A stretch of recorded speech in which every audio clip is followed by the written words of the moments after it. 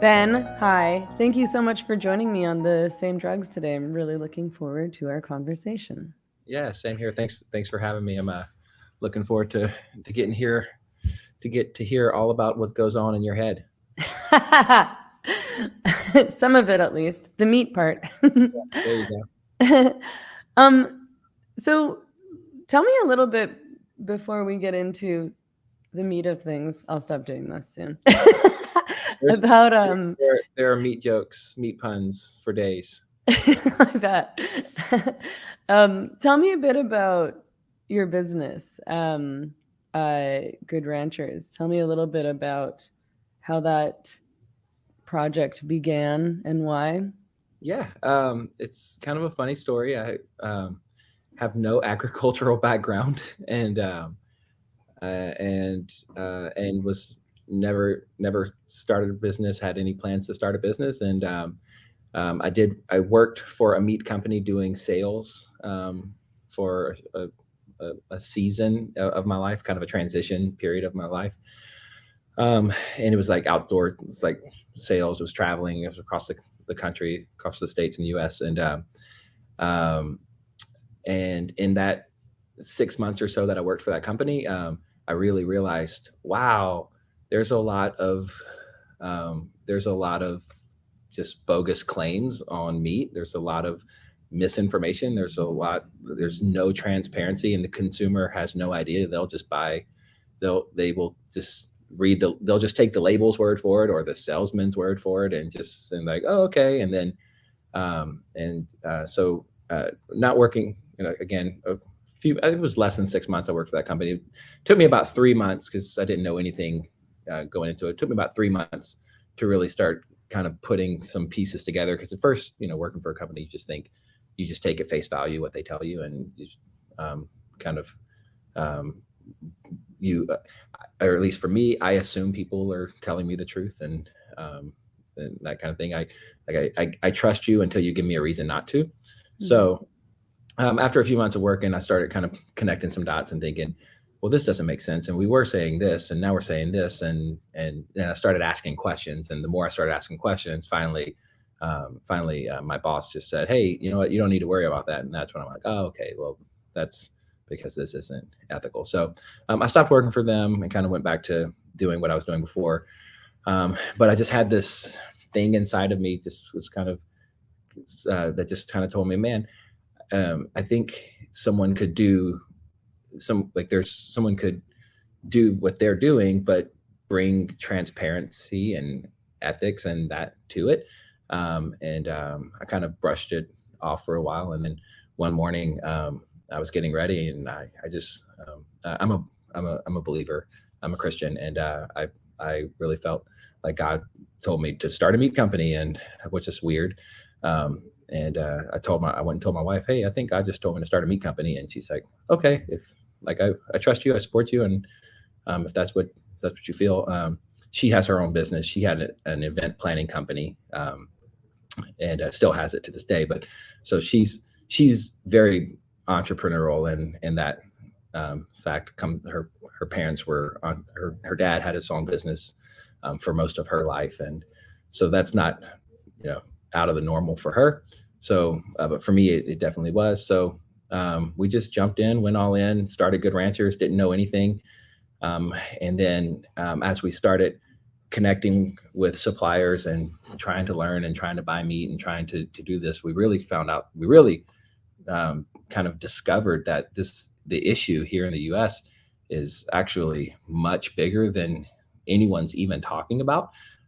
Because in the US today, you can import beef that's born, raised, harvested in any other country, beef and pork. You can import it into the US, and as long as you package it in a package in an American facility, you can get a USDA inspection, and you can put an American flag on the label, and you can label it product of USA, and it's the furthest thing from it.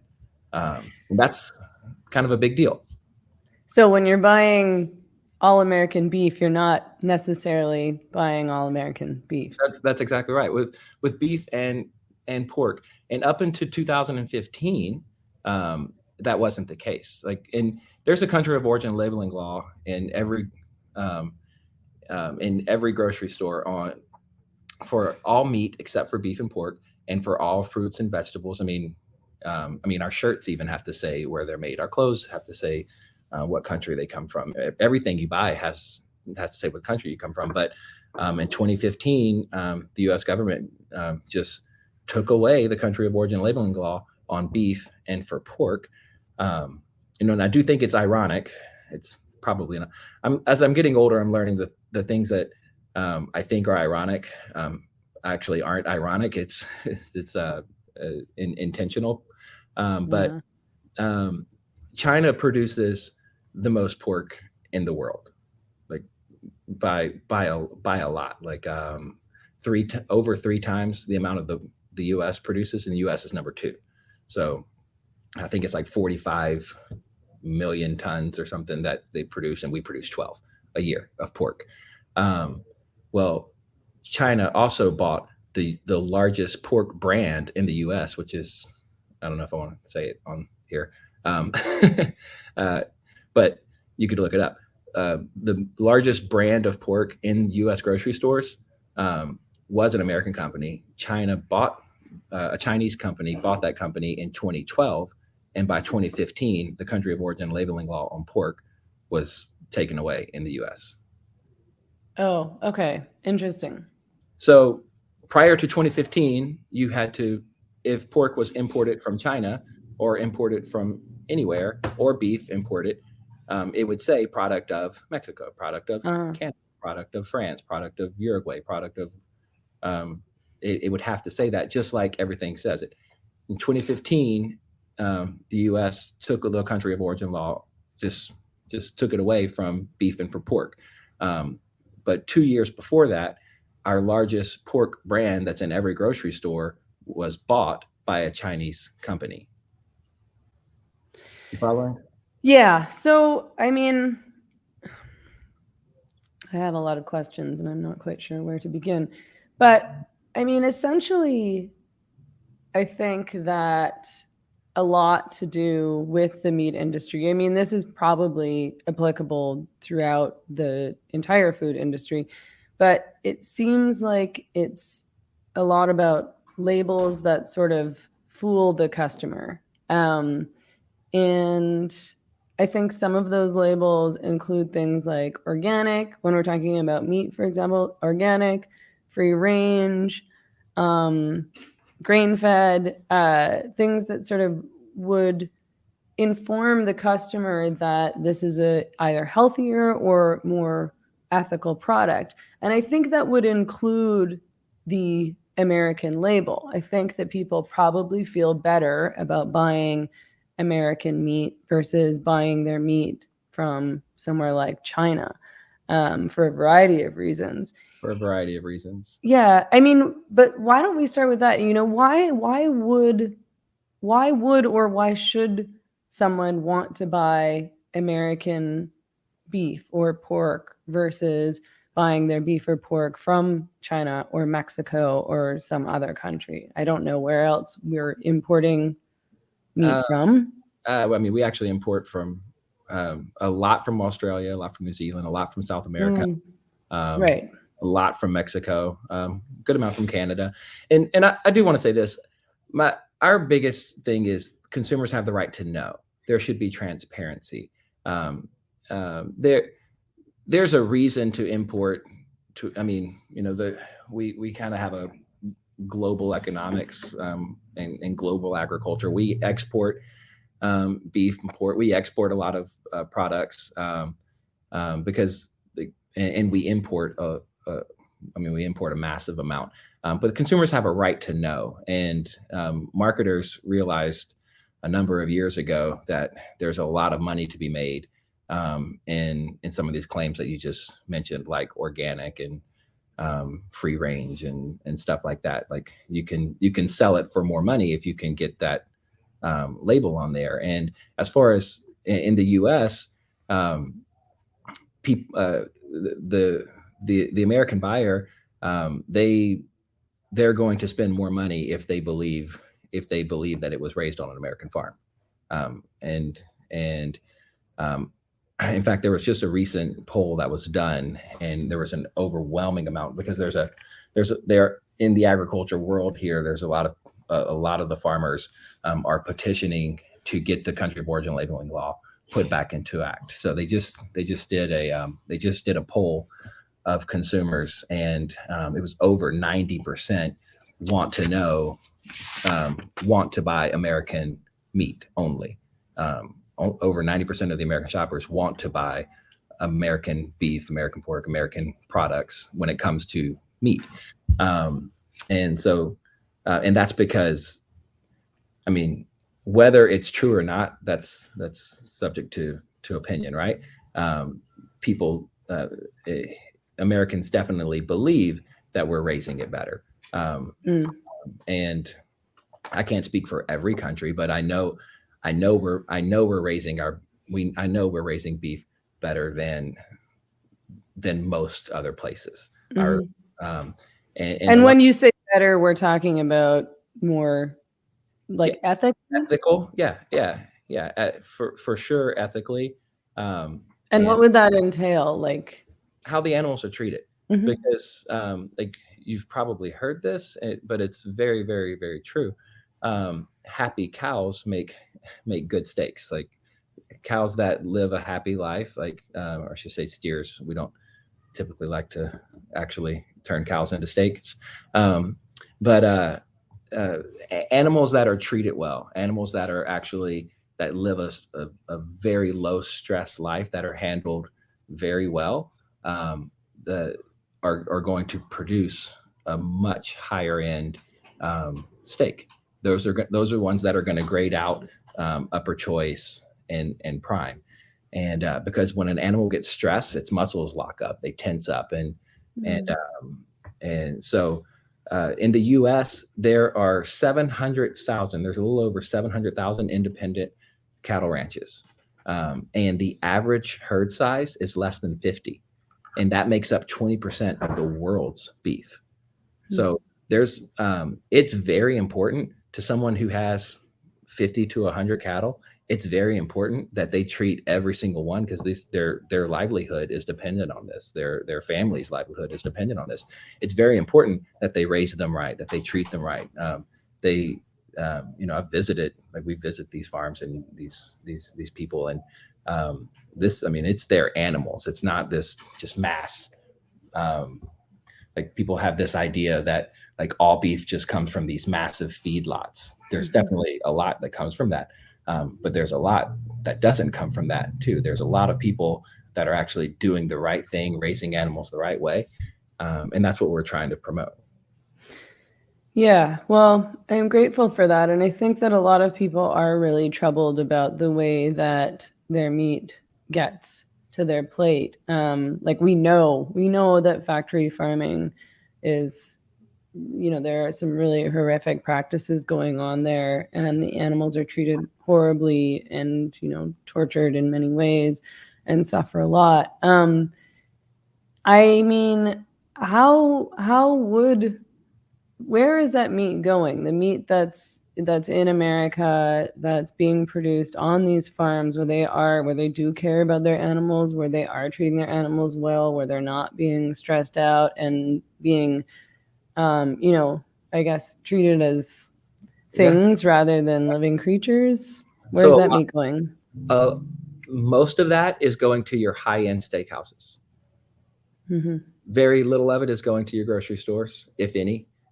Most of it's going to all of your high-end steakhouses, and a lot of it even gets exported to other countries who are actually willing to pay for it, because of the massive amount of beef getting imported here in the U.S. And it's most of it is inferior to what we're raising here. It just drives the price down. So like your grocery stores, they don't want to pay like for cattle that's been raised the right way and that grades out this way. Your grocery stores, they don't want to typically they're not going to carry that. They're just trying to make a quick turn, and stuff like that. So most of it goes to your high end steakhouses. Not like not like chain steakhouses, but you're like your high end steakhouses, hotels, restaurants, stuff like that. That's where most of it's going. Mm-hmm. So I want to talk about those labels. In particular, I think the label free range or free run tells people that they are buying something more ethical. And I think people do care about that. I mean, for a lot of us, the reality is like we feel like we don't have a lot of choice or control over what we're buying when it comes to meat. But at the same time, people need to feed their families. They need to eat themselves. They're eating in restaurants and obviously buying their meat in grocery stores and really don't know that much about the process that brought that meat to their plate.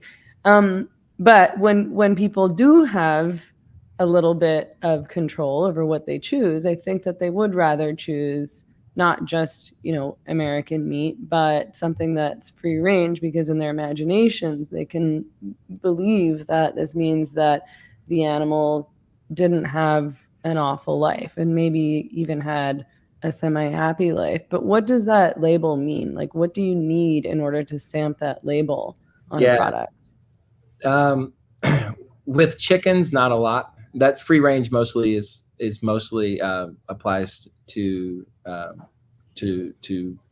fowl, and so it's a pretty ambiguous claim with chickens, especially like organic, and a lot of it's like free range organic is how you'll see it labeled at the grocery store, and all that means is that the birds had access to outside.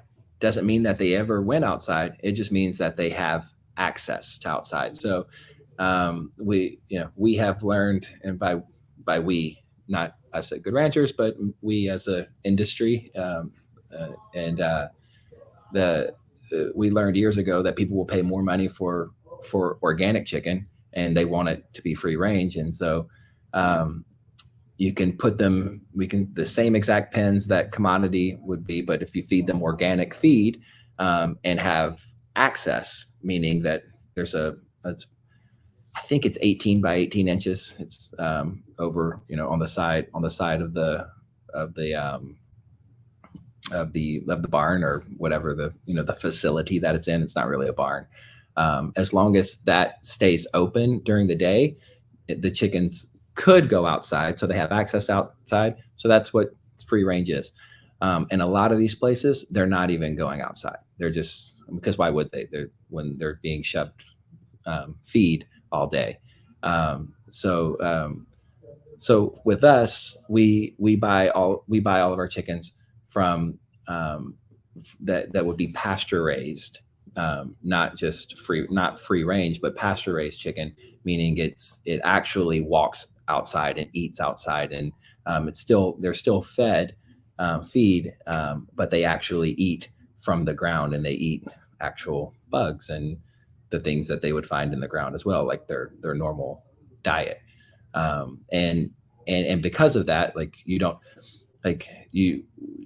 get these massive, huge chicken breasts, like these jumbo chicken breasts that you'll see in the grocery store and stuff like that. Ours are typically around 4.5, maybe 5 ounces with our chicken breast, because it produces a smaller, leaner bird.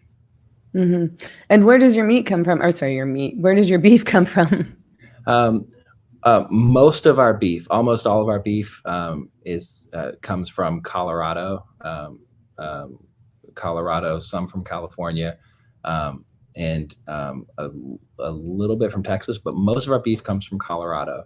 And the reason for that is it's much easier to raise without the use of antibiotics, in better climates. In Colorado lends itself to a better climate for raising cattle. Cattle's hard to get without antibiotics because they live so long. Chickens, like good Lord, you should never have to use antibiotics in chickens because their lifespan is like from hatching to harvest is 60 to 90 days. You have terrible conditions if you're having to use antibiotics on chickens, which a lot of people are still doing. But cattle is definitely harder because they live for 2 to 3 years, and sickness does happen. It does, and it, like even in good conditions. I mean, if you think about like your child, like your own children, or someone's children. I have 4 kids, and we try to keep them as healthy as possible, but sometimes they get sick, and we are not. My wife and I are like super not. We took my 5-year-old to the doctor recently because he was complaining about his ear hurting, and he just kind of had a fever, and they looked inside of his ear, and they said, he definitely has a little bit of fluid in there, and they prescribed him an antibiotic. And I thought, wait, does he have an infection? And he said, no, it's not an infection yet, but you want to go ahead and give him this antibiotic so it doesn't turn into an infection. I said, well, hold on, help me understand this. Like, if it's not an infection, why are we giving him an antibiotic? And I don't know if you want. No, I mean, I avoid antibiotics at all costs, and obviously sometimes you have to take them, and when you do have to take them, it's great to have access to antibiotics. But I think as long as I've been alive, doctors have been overprescribing antibiotics, and I think that's pretty unhealthy for people. I mean, and I'm assuming that the issue with wanting to avoid giving animals these antibiotics is that then when humans eat that meat, are they also ingesting some of that, or what's the issue there? Yeah, there definitely could be. There have been lots of cases of meat purchased from the grocery store, meat purchased even from Whole Foods, that independent study gets done, and there's traces of antibiotics in that meat. Even meat that says no antibiotics ever. There was just you can. How does that work? Going back to the claims and mislabeling of meat. I mean, anybody who's listening to this can Google Whole Foods antibiotic use. There's a class action lawsuit against Whole Foods right now for mislabeling their meat, saying no antibiotics ever, and there actually being traces of antibiotics found in the meat. There should never be any antibiotics in the meat you eat. Like there should not be. And if, again, you should never use antibiotics in chickens ever. Their life cycle is too short. I am a proponent for responsibly using antibiotics in cattle, especially early in their life when they're babies. Just like, again, I have 4 babies, and if the ethical thing to do is, if an animal is sick, is to treat it, not to let it just get sick and die. The ethical thing to do, just like your dog or your cat, like, and again, like I said, these farms and ranches here in the U.S., that goes into the ethically raising and the responsibly raising, and individually administering antibiotics to an animal, especially when it's a baby, a calf, which is generally when they get sick. I'm a proponent for that because I believe that that's the ethical thing to do. But then you do have 2 segments of if cattle was given antibiotics even as a baby, then they get moved to the herd that has had antibiotics, and then you have the herd that's never ever. The ethical thing is to treat the animals if they're sick. There's now the flip side of this in the industry is the overuse of antibiotics, the mass use of antibiotics, the antibiotics used to promote growth, and we would never. We don't partner with anyone that does any of those things, and in fact, like with a lot of pork, they'll dump antibiotics into their water just while they're drinking, just to prevent anything from happening, just prevent them from getting sick, and that's gross. Really gross. So, like, how much would you say, how much of the meat that we're consuming, or, I'm actually not currently living in the US, and I've never lived in the US. I'm from Canada, but I am American also. Oh, But was I'm trying to living, figure that out. I was trying to figure that out with you because I knew that you lived in Canada, but you also kind of love America too. So I love America a lot. I have dual citizenship, so my mother and her side of the family is all American. got it. And I'm living in Mexico right now, but I travel to the US like probably monthly. Okay. But yeah, I mean, so how much of the meat would you say that's consumed by Americans contains antibiotics? What you're getting in the grocery store, most of it. I mean, most of what you're buying in the in a typical grocery store is going to be um, like yeah is not gonna be no antibiotics ever. Um, yeah, most of it. And what else is going into the meat that we're eating that's impacting our health? Oh gosh. I mean, in a negative way. Well, I mean, Or in I a way that, like we yeah should at least be aware of. yeah I will say this. I am a proponent of eating meat.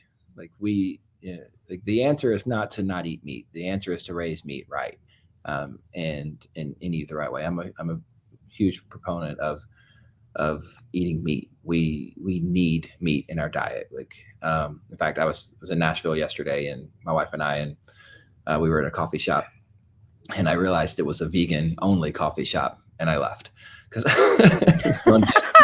That's happened to me before, and I was very angry because sometimes they don't tell you that it's a yeah, vegan coffee shop, yeah, and they'll just put coconut milk into your that's right. coffee And, when they say, "Do you want milk?" And I'm like, "Yep." yep, And then they put coconut milk in, and you taste, and you're like, "This is not milk. This is disgusting." Not that I'm against coconut milk. I'm just against coconut milk in my coffee, thank especially when you. somebody doesn't tell me that's what they're putting in. Yeah, I'm but like, "What so are she you trying said, to trick me into being a vegan?" Like, I don't yeah, think that's gonna work. yeah. And so she said, "Do you want milk?" And I said, "Do you have half and half?" She said, "No, well, we have oat milk, almond milk, whatever." It's like she's like, "We're vegan," and I'm like, "Oh, I'm sorry. Like my ethics don't allow me to." No, just kidding. I didn't say that. I just said, "Oh, you know what? I'm gonna go somewhere else." So, um, but anyway, sorry. Um, we need meat. I said all that to say we need meat, Yeah. but we need people to raise meat right. Like um, Yeah. we just somebody on our team just wrote a blog about what's happened in New Zealand about taxing the cow farts next year, or I said cow farts, I'm sorry, but taxing the methane emissions from cattle. Have you heard about that? I have not. Okay, yeah. So New Zealand is proposing is trying to start taxing farmers for the amount of methane that their cattle produce, which is insane. But You'd think there'd be like bigger concerns in terms of environmental impacts than that's cow that's farts. that's the thing, and that's like this world that we live in. There's these crazy battles that we're fighting, and it gets crazier every day. And yeah, like the cattle are not the problem. Cattle are not the issue. Like, and I mean, if you think about it, if you have a cow in your garage and a running car in your garage, you could stay in your garage all day long with the cow in there, no matter how much it farts. Um, and you're going to be just fine. But a couple of hours of being in a garage closed with your car running, you're going to pass out and die. Yeah. Like, like I mean, vehicle emissions are way worse than cow flatulence. Anyway, I I, digress. I But mean, and so what's behind New Zealand's they're efforts to do this? I they're mean, trying to get people to stop eating meat. okay. That's there's a Like, is this an attack on farmers? I mean, I suppose it's an that attack would on farm. I don't know. I mean, I'm going to get off topic here, but there's an attack on like just normal. There's an attack on like just what's like, to me it's an attack on like the nuclear family. Really, it's like that's what it kind of feels like. I'm also gonna see things through my lens, and I realize everyone has a different perspective, right?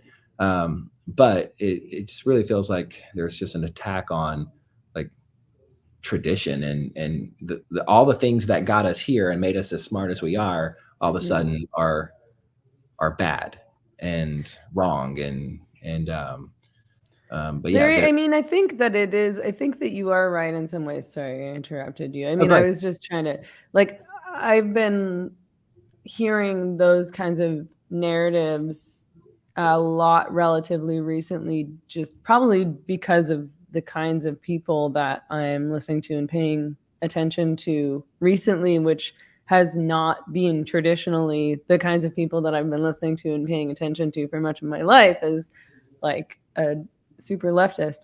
And I think there is something to that, like we don't have to get into all of this stuff, but there's an attack on like heterosexuality, in that it's like, oh well, you're like a heterosexual cis man, like, or like a heterosexual cis woman, which means you're super boring and conventional, and that's like a negative thing to say. It's not a positive thing to say.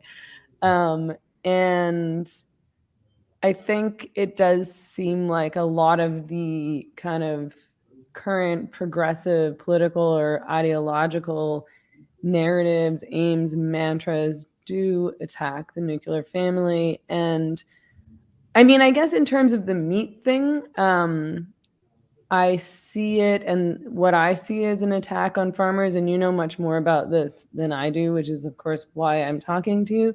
But it seems like part of it is an attack on food sovereignty. Like, it seems like an attack on autonomy and our ability to take care of ourselves without being wholly dependent on huge corporations and, for lack of a better word, the elite.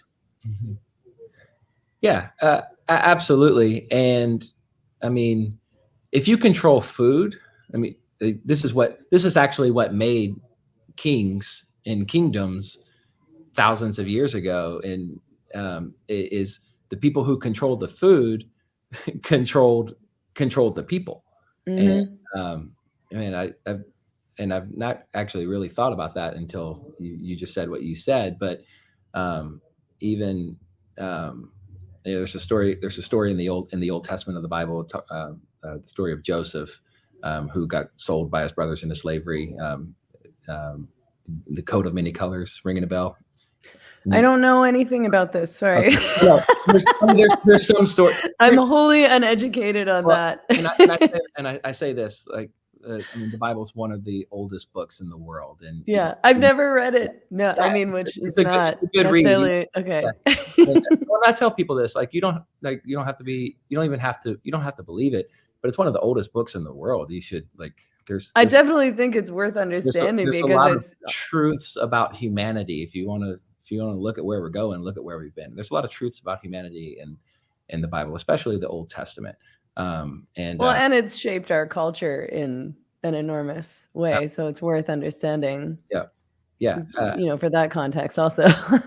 yeah, for sure. And anyway, there's a story of a guy named Joseph, and I said that to say he becomes the highest person, next to Pharaoh, the highest person in all of Egypt, and it's because he controlled the food.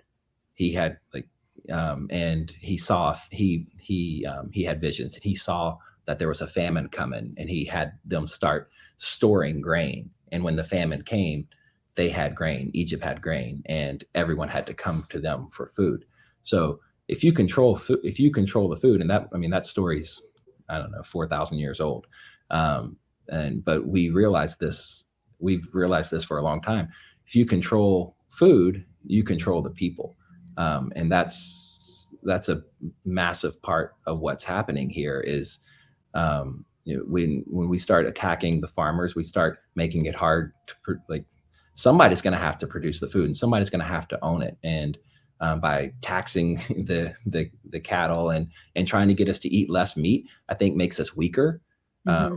That's another story, but it's a proven fact that that eating meat makes like high protein, especially animal protein, it makes us stronger. It makes us like it feeds us in a way that a vegan diet can't feed us. I think that we want for whatever, well, not for whatever reason, we want weak men.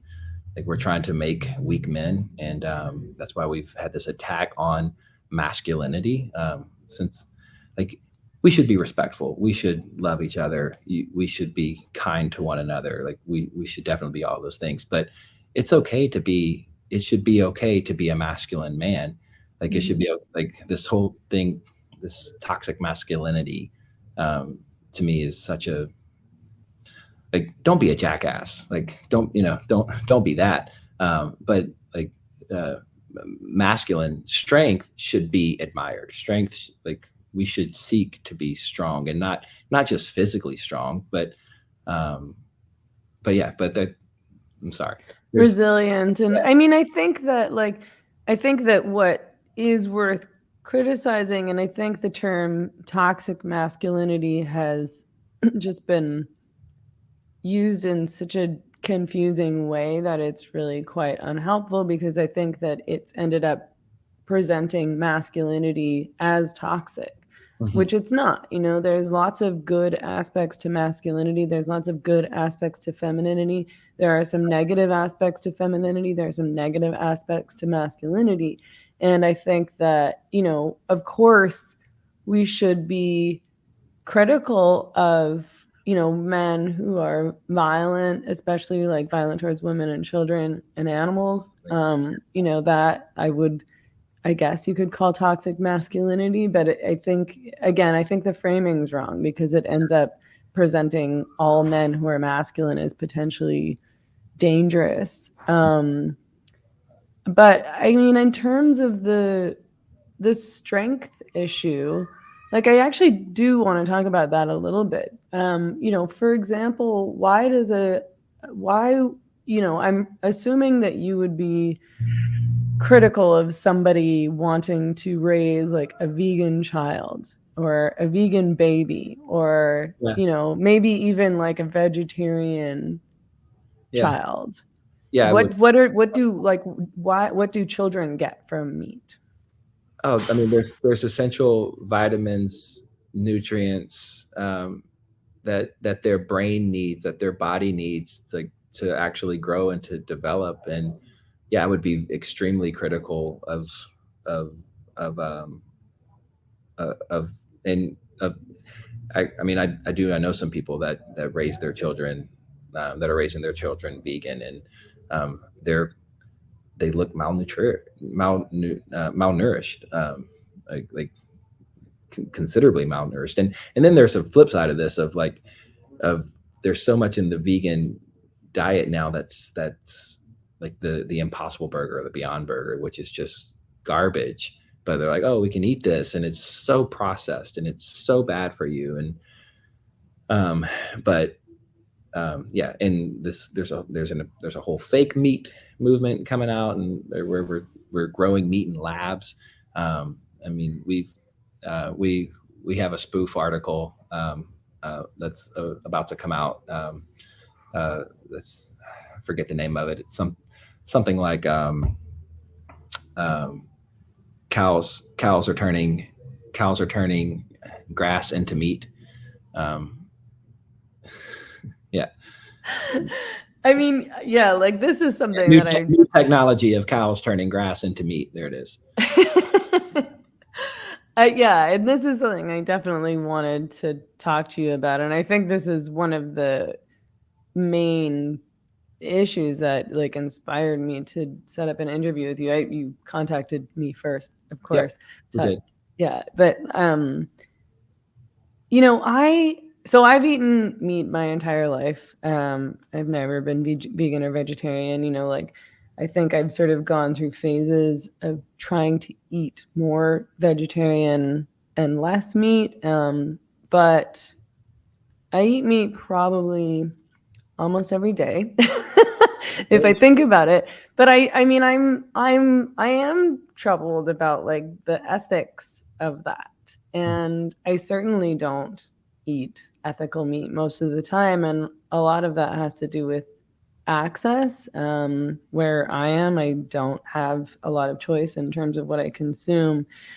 But I think that a big part of the reason, and I have eaten a lot of like fake meat, partly out of like curiosity, Yeah. and and sometimes because like I actually like some foods that like I like a tofu stir fry, um, but I think that a lot of what's behind the whole fake meat industry is this claim that a lot of people believe, which is that it's healthier.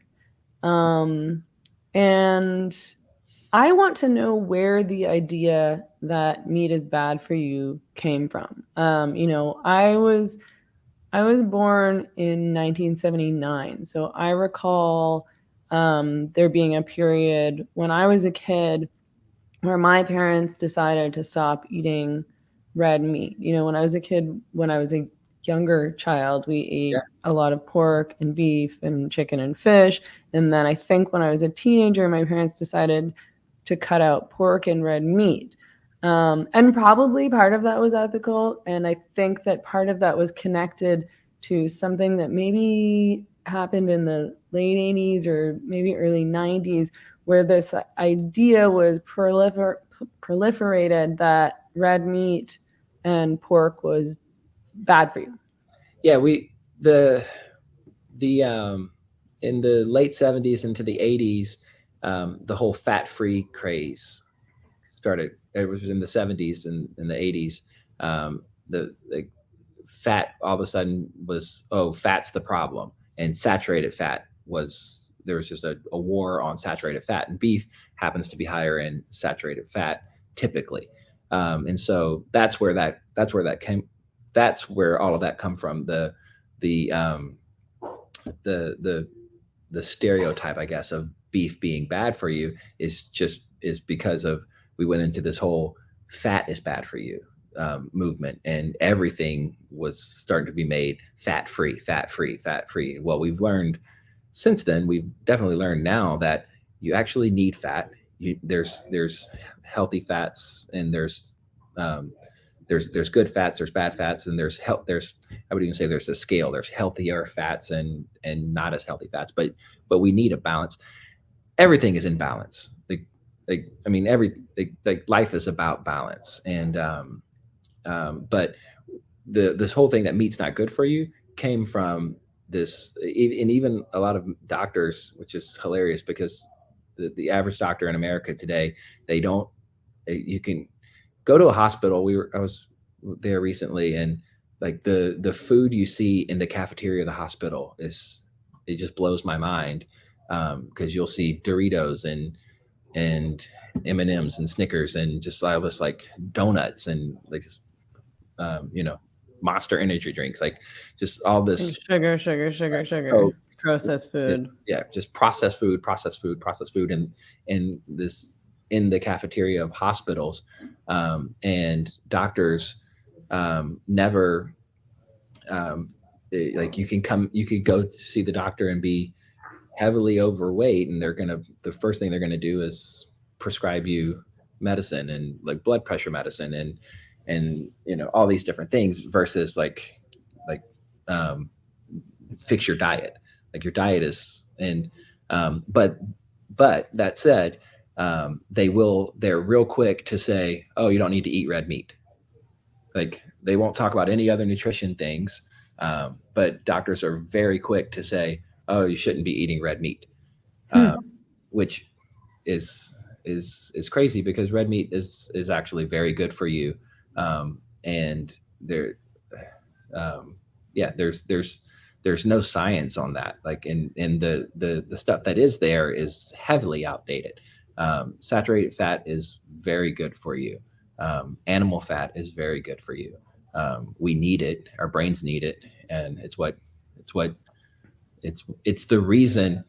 One, it's the reason we have fangs. Um, like we're designed. Some have more than others, but we are definitely designed to eat meat. But it's the reason why we evolved into like how we've evolved into the humans that we are is because we were able to get such a balanced diet, and adding meat into our diet um, is a huge part of who we are. And again, here we are. I'm gonna give one more Bible quote to you. Um, but there in the New Testament it says, "Professing themselves to be wise, they became fools," and Mm-hmm. that's such the idea of today, where we're the things that got us here and the things that have gotten us here over thousands of years. We've definitely made mistakes, and we should learn from our mistakes. And the things that are bad, we should throw away and go, "That's bad." Um, but at the same time, we shouldn't be so quick to. I mean, there's a lot of decisions that are being made um, that are going to make impact for generations to come. And as a father of with 4 young children, I'm concerned about the quality of life for my children and for my grandchildren, and as we all should be. And we need this world. We need agriculture. We need agriculture done the right way. That's for sure. We and Yeah, but it takes people standing up, takes people talking about it. And like I said, with the country of origin labeling law, going back to the first thing we talked about, um, here in the States, nobody's talking about it. The consumers have no idea of the major. So we ship meat online. We sell, we source, we cut, we butcher, we do all of the things, and then we ship it directly to people's stores. Um, we're one of the more and more people are doing it now after COVID, but we are the only major company that only sources from American farms. Every major distributor, they're sourcing from overseas, but their customers have no idea. The top five um, biggest companies selling meat online, they all not outside of us, outside of Good Ranchers, they're all sourcing from overseas, and their customers have no idea because I talk to them all the time. They're all sourcing from Mexico, from South America, from New Zealand, from all over the world because it's cheaper. I don't have a problem with that, but I do think that you should have to disclose that. You should have to tell people that.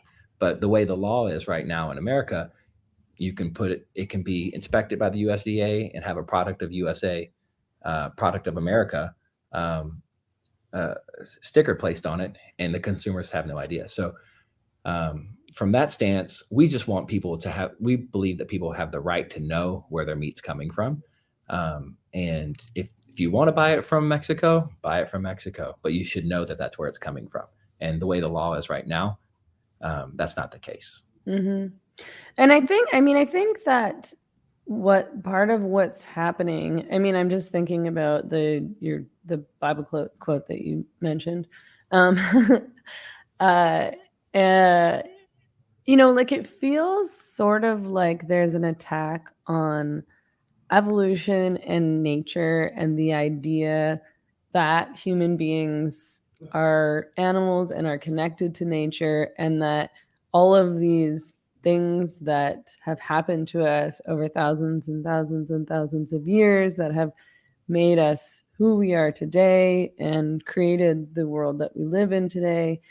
Either that those things are bad things, or that we can escape those things, or that we can use technology to um I guess escape our natures, right? And evolutionary biology, I suppose, um including reproductive technologies and trying to create technologies that would allow men to get pregnant and things like that, but also like this lab grown meat thing.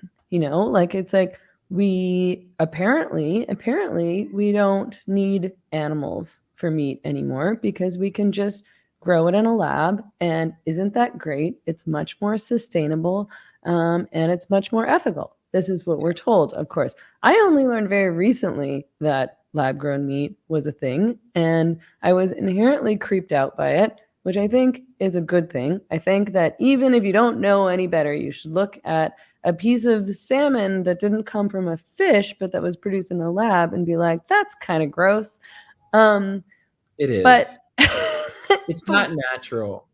It and that's there's the crux of the matter. Like we're living in this artificial world, and that's not how we're meant to live. And you can call me whatever you want to call me, but we're not meant to live artificial. Like we're like eat real food, grow real food, eat real food. That's what we're meant to do. And um, I yeah, mean, there's lots of good reasons for that. And again, I think it's one of those things where it's like, you don't have to know all the science behind it to yeah, know that, like what humans have been eating for thousands and thousands of years is good for humans. yeah. Um, When we were talking about being vegan and or vegetarian, um, uh, the thing that really gets me with them is with people who are vegan is when they talk about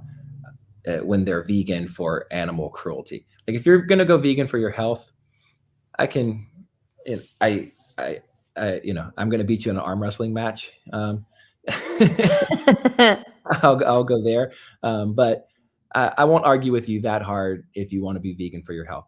I will say this: most people go from eating an ultra processed diet of fast food and a bunch of crap, and then they go vegan and they're like, "Oh, I feel better." Well, yeah, if you cut out the hot dogs and the Twinkies and all of the stuff, and then you go to eating plants and vegetables, and of course you're going to feel better.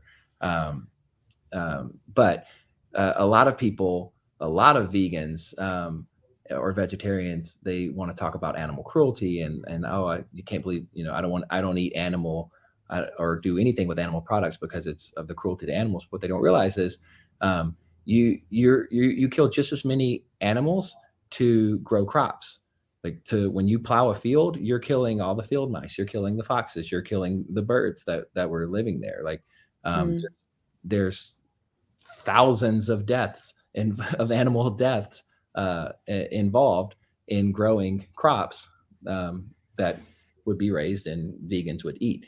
Farming, it just does that. So, I mean, is a fox not as important as a chicken?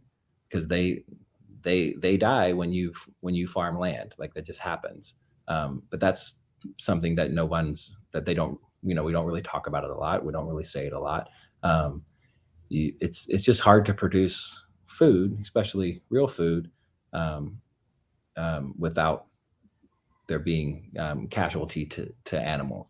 And I think the ethical thing to do is to source those animals and eat those animals and use all of their. I mean, it's what the Native Americans were doing. Like, and we do that here in the U.S. Like every part of the animal of cattle, every single part is used. Everything is used and sold, and and um, and it's it's what we're supposed to be doing, and it's naturally I would say it's not bad, but again, I see through my lens, and other people see through theirs as well.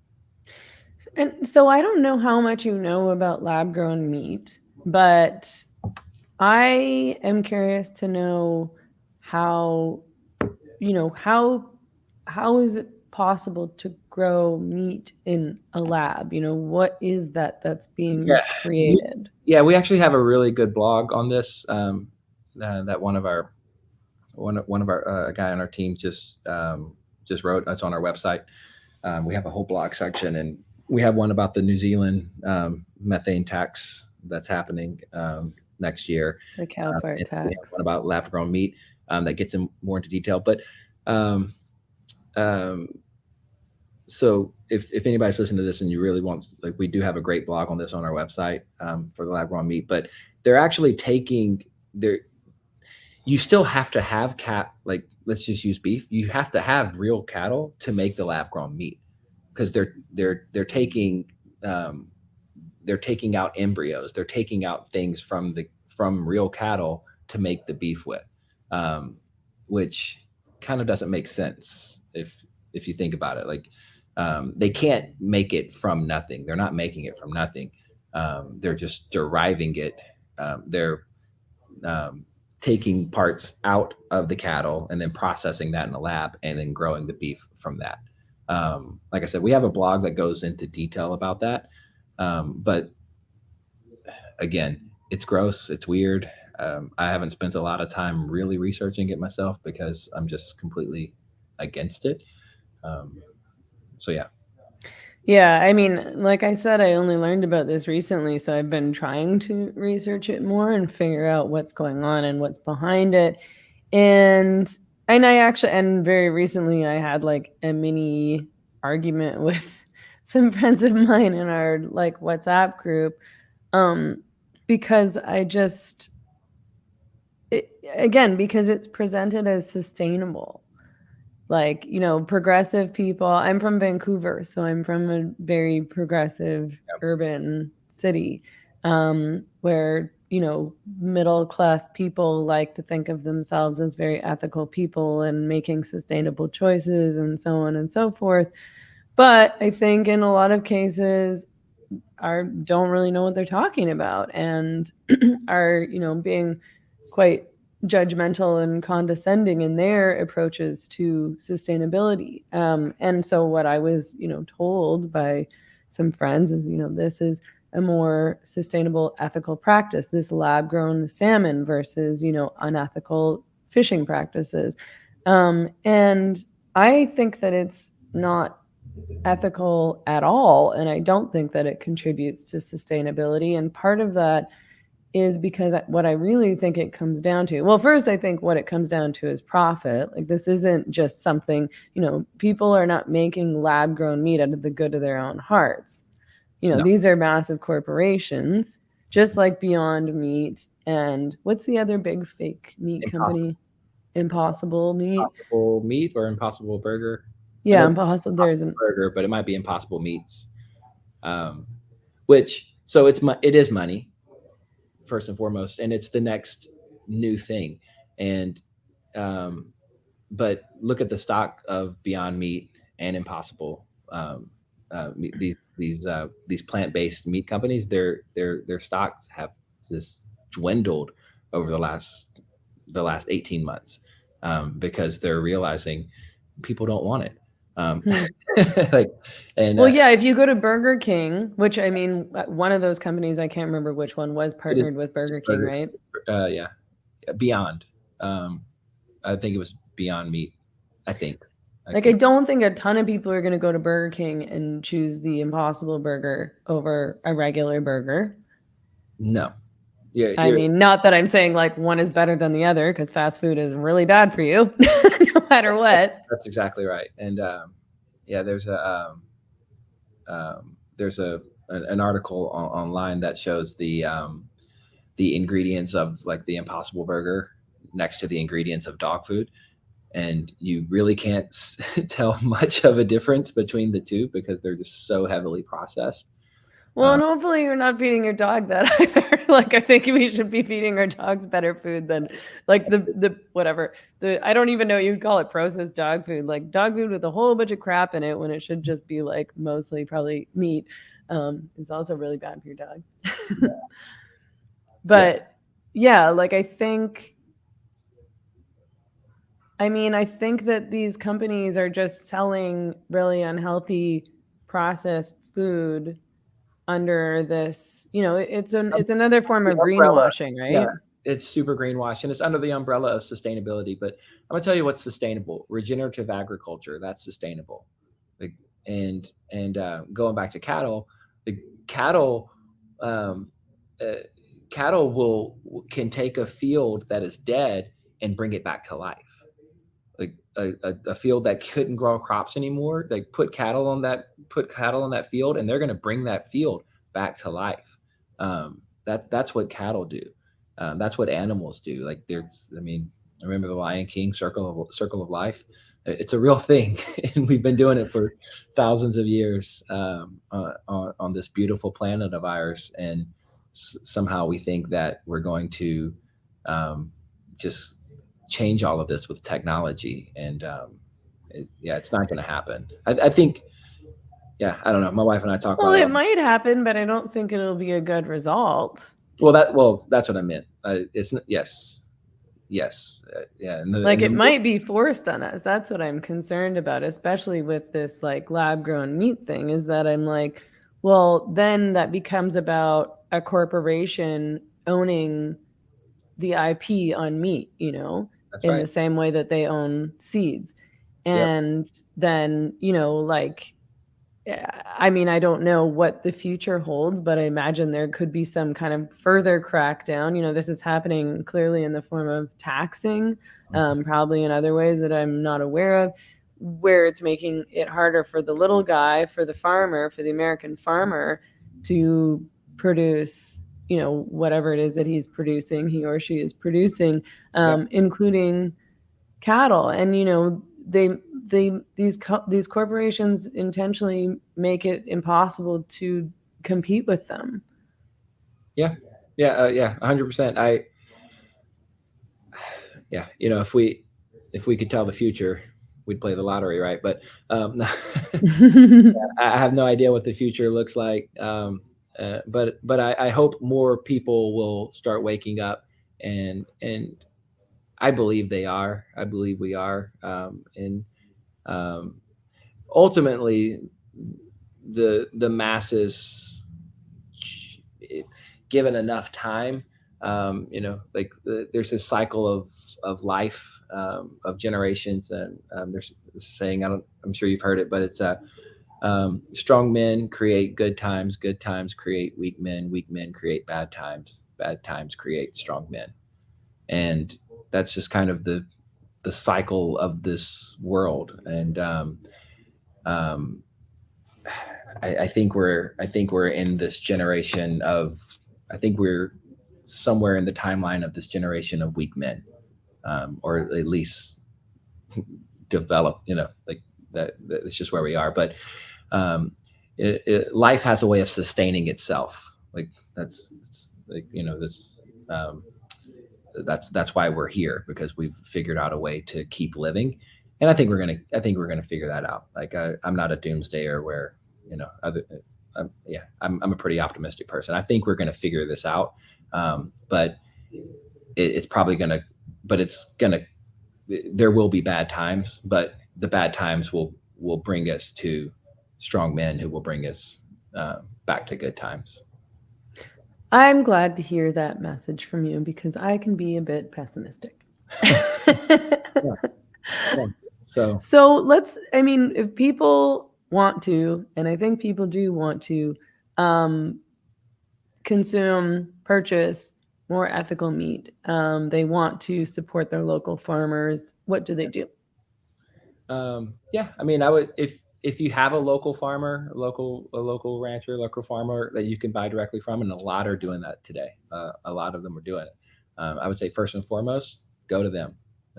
Support your local farmer, and don't be fooled by your local butcher shop. Just because it's a butcher shop does not mean that they're getting, like, butcher shops are glorified grocery stores. Not all of them. If you know a butcher and they're great, I'm not saying that. Not all of them. But a lot of butcher shops are just the same as the grocery store. They buy their meat the same way. They're buying the same thing that maybe a little bit elevated, but they're still buying mostly commodity beef, pork, chicken, etc. So buying from a butcher shop is not the same as buying from a local farmer. So if you have a farmer, rancher that you could buy direct from, do that. That's gonna support them, number one. If you don't, you could buy from us. Goodranchers.com, and because we only source from American farms, American ranches, and everything we sell says born, raised, and harvested in the USA, which is different than inspected by the USDA or product of USA. Born, raised, and harvested means it was exactly that: born, raised, and harvested here in America. And so that's what we're doing. There's a lot of great independent ranches in a lot of cities that you could go directly from and buy. But shameless plug, I will say, our meat is delicious and it's conveniently packaged, and we put it right, send it right to your door. So. Awesome. Well, I'm glad that you exist, and I've learned a lot from this conversation, so I really appreciate it. I'm so glad to have connected with you. Yeah, and I really appreciate you having me on. It was a pleasure meeting you, Megan. Great. Thank you so much. Okay, thanks. Bye-bye. All right, bye.